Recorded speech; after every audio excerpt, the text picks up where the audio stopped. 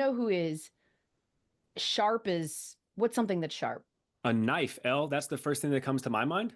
Sharp as a knife is Caitlin Clark. She knows exactly what she's doing. She's whip Oh, smart. You know why? Because she was recently at okay. a women's sports awards luncheon at the T-Mobile Center in Kansas City.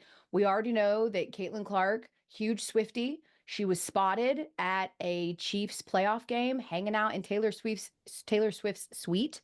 That is very difficult to say. That is no. I'm not gonna try it. I'm gonna just trust you on that one. The Swift suite. And of course, everyone's like, obviously, you guys have a budding relationship now. Are you guys besties? What does it all mean? And she was asked about that, of course, at the conference, and she just, said Taylor's great and amazing. She's so cool, and she has a great way of bringing people together. And then, of course, the question came up that we also posed on this very show last week, Which was? which is, when is our girl Taylor going to then bless the W by appearing at a Caitlin Clark game in Indiana? Caitlin talked about that. Hopefully, I'll be able to get her out there. That would be super great. And then Oh, I she missed that. planted, she planted a little seed. She planted a little seed. Which they do oftentimes in Indiana. It is a flyover state known for their crops. So that doesn't surprise me, L. She went to Iowa, known for the corn. What's Indiana's crop?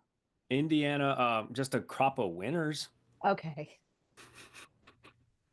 Known for their crops, but I can't name a single I one of think them. listen, it's not a crop, but I know that I know they're integral to America's dairy supply.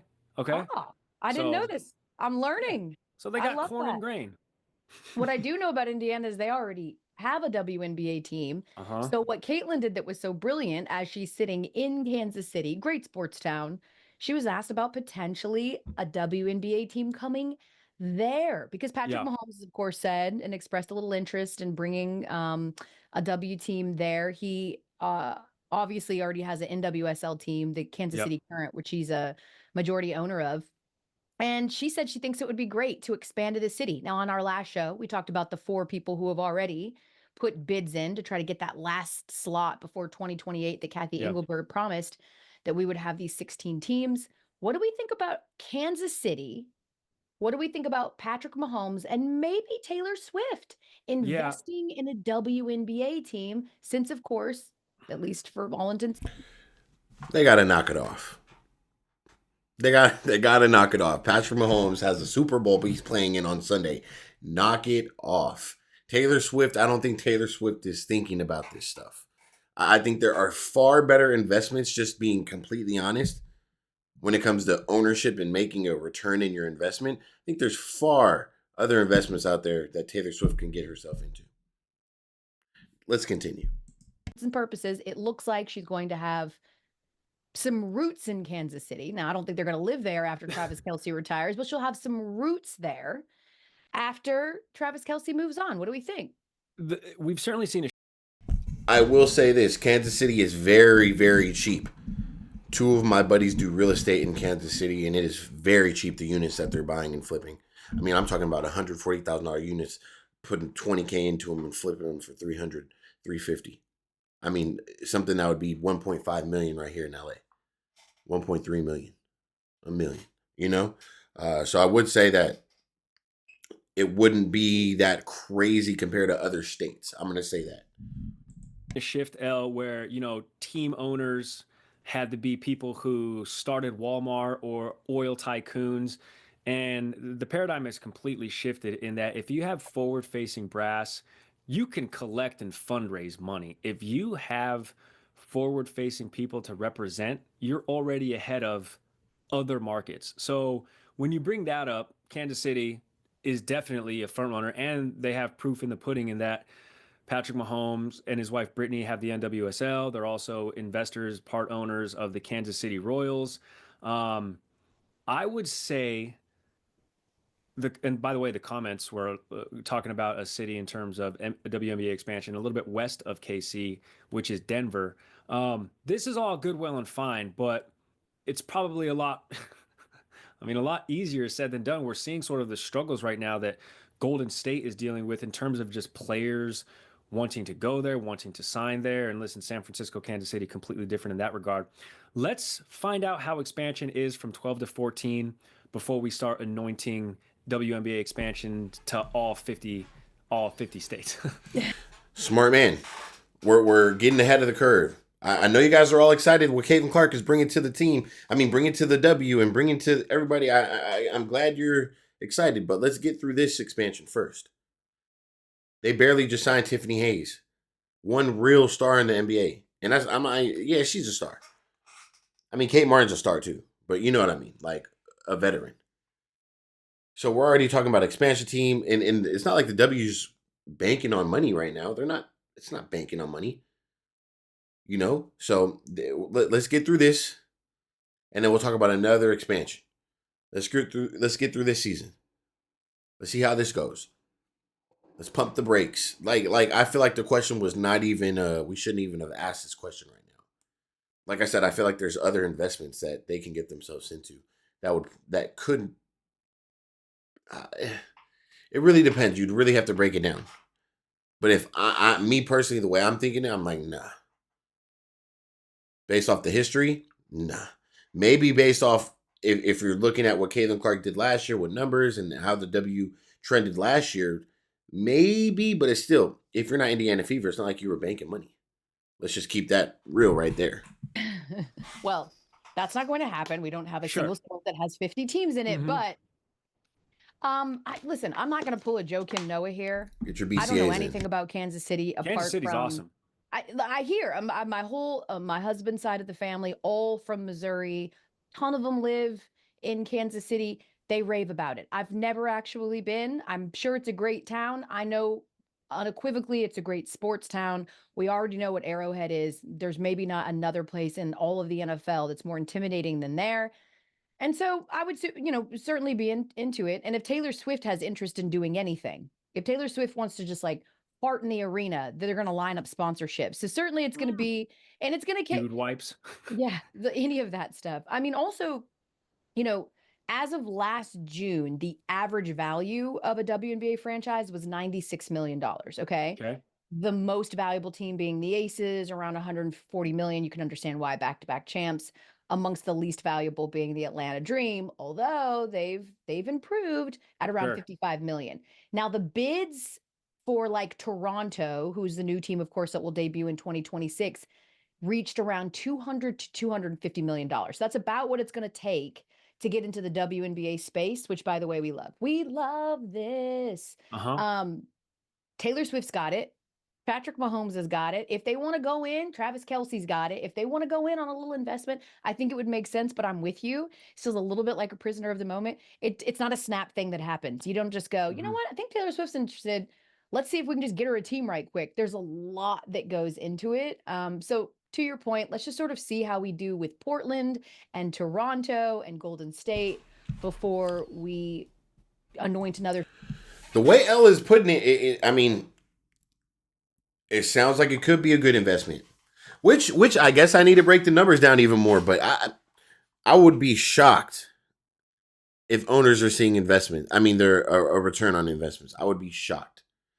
I would definitely be shocked. I mean, investing $250 million.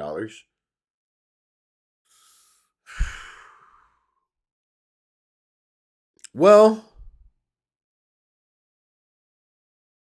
maybe, honestly, it depends how the structure goes. Maybe the owner of the W, maybe not the franchise owners. I don't know. I guess I'd have to look into it. That kind of threw me in a loop. If anybody knows how that works, maybe drop it in the comment below. I mean, the comment section. But I don't know. Now I'm curious to look because I mean, nobody in their right mind would just go invest 250 million if you don't see any type of return. So I'm thinking like for them to even be talking about this like this, there would have to be some type of return for the owners, for the franchise owners. Bro, I have to find out. I'm sorry. Hold on. I'm sorry.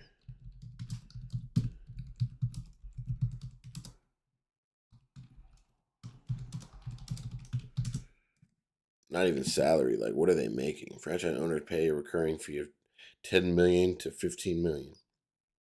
The average WNBA team valuation is around 20 million to 30 million. We brought in 60 million in revenue. Oh, what?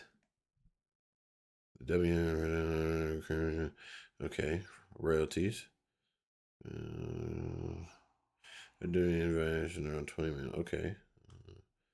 30 million. Okay, so you could be making. Okay. Hmm.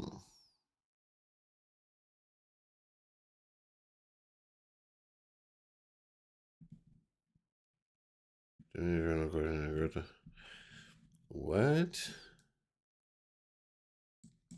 How much do WNBA franchise owners make? WNBA franchise make a very largely being the highest value team by 140 million in the league. Generates between 60 million and 70 million annual revenue. Okay. The Indiana Fever in the next 3 years are going to surpass this. If I'm doing the numbers right.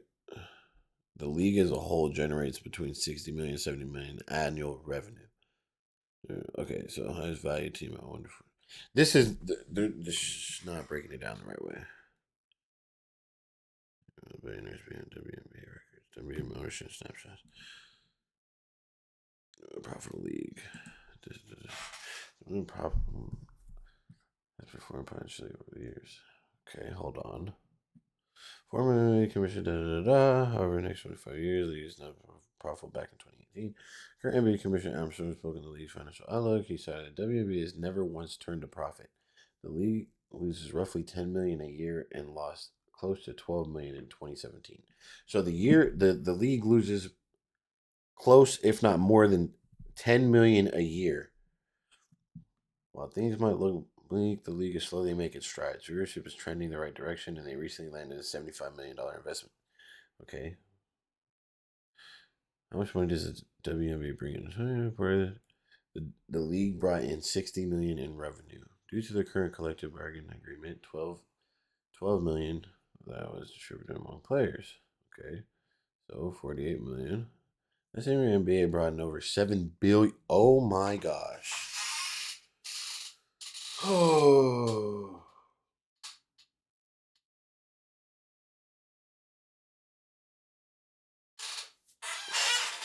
Oh my gosh. In 2019, it was reported the WNBA brought in 60 million. Wow. That same year, the NBA brought in over 7 billion.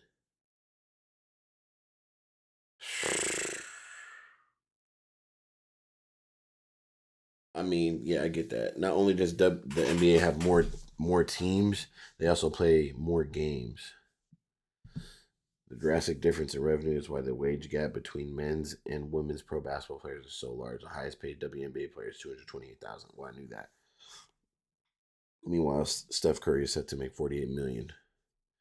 I mean, you got to look at it as a business standpoint. One thing women have going for them is that their popularity is on the rise. 2019 saw a 200 increase in data viewership. Oh boy, oh boy, oh boy. So the NBA is bringing in billions of dollars a year. Not one, not two, not three, not four, not five, not six, 7. And the girls are cracking 60 million in revenue. Oh man. Yeah, that just threw me in a loop. That made my head hurt. I really got to find out how much the WNBA team makes a year per franchise owner. If you guys know, please let me know. Let me catch you on the next one. Please hit that subscribe button. We are on the road to 10,000 subscribers here, and I couldn't do it without you guys. I appreciate it. I'm gone.